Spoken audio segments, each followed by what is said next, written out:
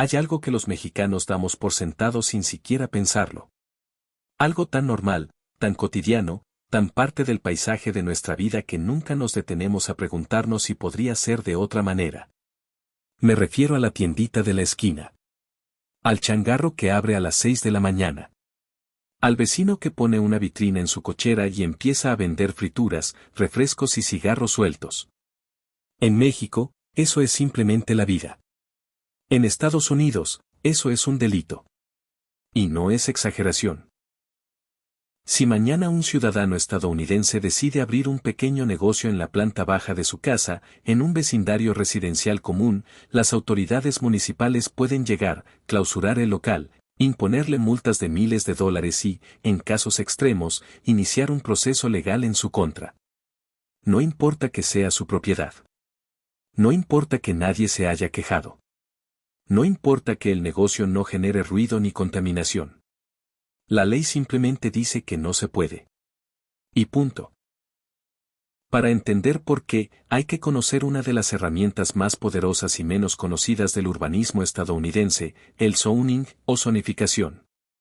Desde principios del siglo XX, las ciudades de Estados Unidos comenzaron a dividir su territorio en zonas perfectamente delimitadas, cada una con un uso de suelo exclusivo y no negociable. Una zona es residencial. Otra es comercial. Otra es industrial. Y esas zonas no se mezclan. No conviven. No se tocan. Un vecindario marcado como R1. Es decir, residencial unifamiliar, existe exclusivamente para que la gente duerma, coma y viva ahí. Nada más. Cualquier actividad comercial, por pequeña que sea, viola ese código municipal y activa consecuencias reales. Lo que hace tan profundo este contraste con México es que aquí la mezcla de usos es orgánica, natural, casi instintiva. En cualquier colonia popular mexicana, a 20 metros de tu casa puedes encontrar una carnicería, una papelería, un taller mecánico, una tortillería y una peluquería. Nadie lo planeó. Nadie lo autorizó desde una oficina. Simplemente ocurrió porque la gente necesitaba ganarse la vida y sus vecinos necesitaban esos servicios. Esa dinámica construyó comunidades vivas, caminables, autosuficientes. Ciudades dentro de la ciudad. En Estados Unidos, ese proceso fue interrumpido por diseño. La zonificación estricta nació, en parte, con motivaciones racistas y clasistas que los historiadores han documentado ampliamente. Separar los usos del suelo era también una forma de separar a las personas, mantener alejados a los pobres, a los inmigrantes, a los pequeños comerciantes que levantaban negocios desde sus hogares. Con el tiempo, esa separación se institucionalizó, se normalizó y se convirtió en la única forma que millones de estadounidenses conocen de organizar una ciudad. El resultado visible es ese paisaje tan peculiar de los suburbios americanos, calles perfectamente silenciosas, casas idénticas, jardines cuidados, y ningún lugar a donde caminar. Para comprar una leche, hay que subirse al coche, manejar 15 minutos, entrar al estacionamiento de un Walmart y hacer fila. No existe la opción de bajar a la esquina. La esquina, por ley, no puede tener nada. Y esto no es un detalle menor. Los urbanistas llevan décadas documentando cómo esta separación rígida destruye la vida comunitaria, aumenta la dependencia del automóvil, eleva el costo de vida y produce barrios donde los vecinos no se conocen entre sí porque nunca tienen un motivo para coincidir en un espacio compartido. La tiendita no es solo un lugar donde comprar cosas.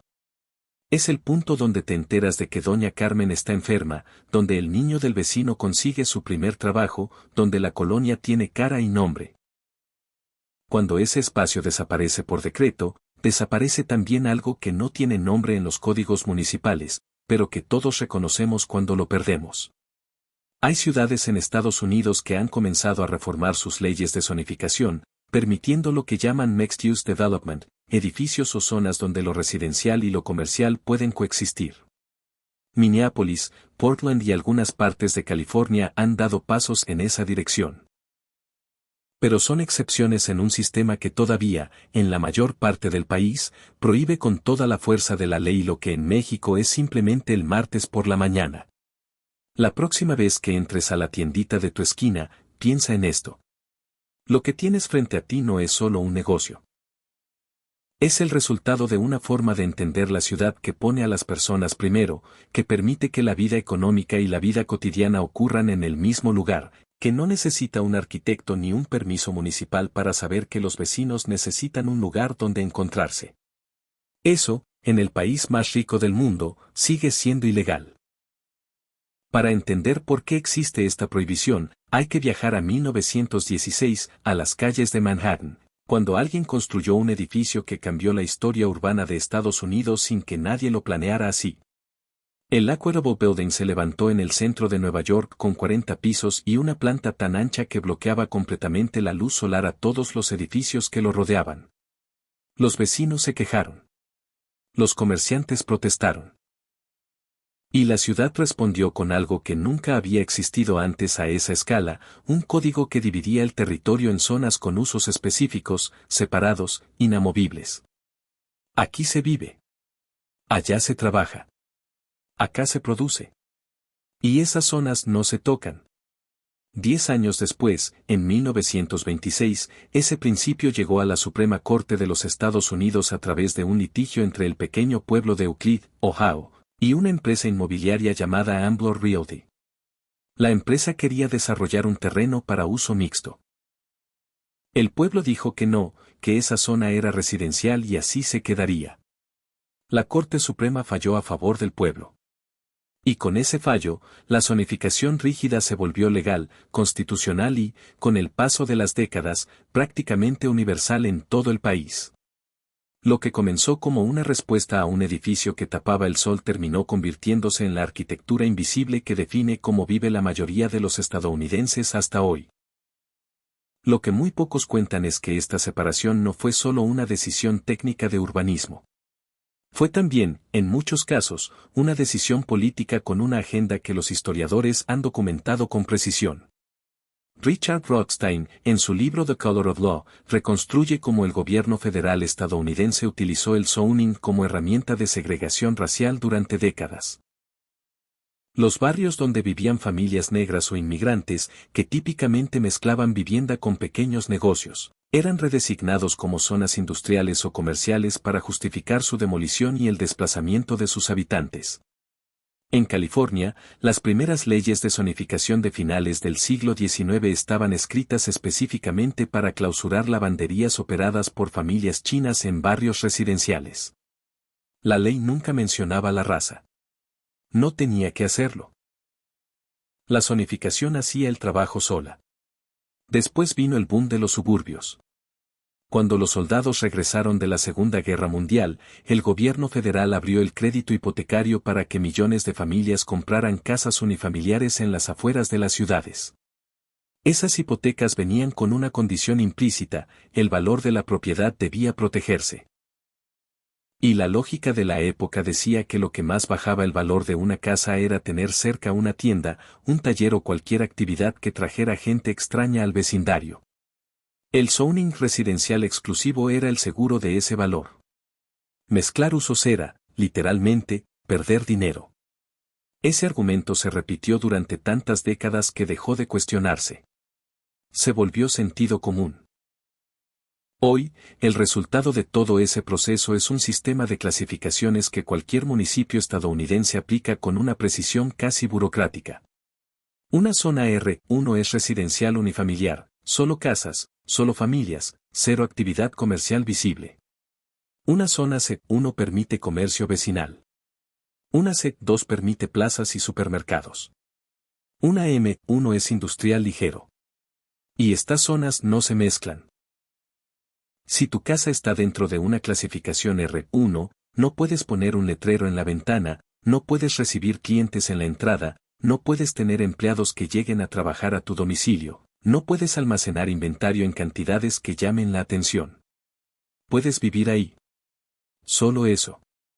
En Los Ángeles, operar un negocio sin permiso en zona residencial puede costarte hasta $5,000 por día de multa. No por semana. Por día. Y si pensabas que Houston era la excepción, la ciudad sin zoning, la prueba de que en Estados Unidos también puede existir la libertad urbana, la realidad es más complicada. Houston efectivamente no tiene un código de zonificación municipal formal. Pero tiene algo que en la práctica funciona igual o peor, los HOA, las asociaciones de vecinos. Estas organizaciones privadas administran los contratos que todos los propietarios firman al comprar su casa, y esos contratos prohíben con todo detalle cualquier uso comercial, cualquier modificación visible a la fachada, cualquier actividad que se salga del molde residencial. El municipio no necesita clausurarte. Tus propios vecinos te demandan. El resultado es el mismo suburbio silencioso, el mismo vecindario sin esquinas, la misma vida sin tiendita. Lo más revelador de este sistema es su relación con las grandes cadenas comerciales. El zoning que hace ilegal tu tiendita de abarrotes es exactamente el mismo que autoriza, en la zona C2 a 15 minutos de tu casa, un Walmart de 20.000 metros cuadrados con estacionamiento para 500 coches. La ley no prohíbe el comercio.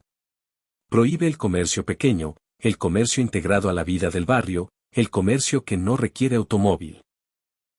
El Walmart puede estar ahí porque tiene los recursos para cumplir todos los códigos, contratar a los abogados, pagar los permisos y sobrevivir el proceso de aprobación municipal. El vecino que quiere poner una vitrina con refrescos en su cochera no tiene ninguna de esas capacidades. La ley, técnicamente neutral, opera en la práctica como una protección al grande y una barrera al chico. Las consecuencias de décadas de esta política tienen un nombre en el urbanismo estadounidense.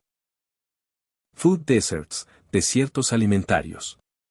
Son zonas enteras, a menudo habitadas por familias de bajos ingresos, donde no existe ningún punto de venta de alimentos frescos en kilómetros a la redonda. No hay tienda, no hay mercado, no hay nada. Para comprar una manzana, hay que tener coche, gasolina, tiempo y dinero para ir hasta el supermercado más cercano. Los estudios de salud pública han documentado con claridad la relación entre los desiertos alimentarios y las tasas más altas de diabetes, obesidad e hipertensión en esas comunidades. El zoning no solo define cómo se ve una ciudad. Define también cómo come, cómo enferma y cuánto vive su gente. Las pocas ciudades donde todavía se ven tiendas de barrio en zonas residenciales son precisamente las más antiguas: Baltimore, Filadelfia, partes del viejo Chicago. Barrios construidos antes de que el zoning moderno existiera, donde la mezcla de usos quedó grabada en la estructura física de las manzanas antes de que ninguna ley pudiera impedirlo. Esas tienditas sobreviven no porque la ley las permita, sino porque la ley llegó tarde. Son fósiles urbanos de una forma de hacer ciudad que ya no se replica. Frente a todo esto, hay un movimiento creciente dentro de los propios Estados Unidos que está comenzando a cuestionar décadas de dogma urbanístico. Minneapolis aprobó en 2040 un plan para eliminar el zoning unifamiliar exclusivo en toda la ciudad. California aprobó leyes que permiten hasta 4 unidades habitacionales en cualquier lote residencial del estado. Oregon hizo lo mismo para ciudades de más de 10.000 habitantes. Son pasos reales, pero tienen un límite claro: nadie ha tocado todavía el zoning comercial. La mezcla entre vivienda y comercio, que es exactamente lo que hace viva a una colonia mexicana, sigue siendo el tabú más resistente de todos. Se puede avanzar en el tema de cuántas familias caben en un lote. Pero la tiendita en la planta baja sigue siendo, en casi todo el país, un delito. México, mientras tanto, tiene alrededor de 1 millón de tiendas de abarrotes activas. Una por cada 130 habitantes en zonas urbanas. El 60% de los alimentos básicos que consume una familia mexicana no se compran en un supermercado sino en ese changarro a media cuadra, atendido por alguien que sabe tu nombre, que te fía cuando no traes cambio, que te avisa si llegó el refresco que te gusta. Nadie diseñó ese sistema. Nadie lo autorizó desde una oficina. Emergió solo, porque la gente necesitaba comer y necesitaba trabajar y encontró la manera de hacer las dos cosas en el mismo lugar y al mismo tiempo. Eso, que en México es simplemente martes, en el país más rico del mundo requiere un abogado, un arquitecto, 3 permisos municipales, la aprobación de la asociación de vecinos y, aún así, probablemente una multa.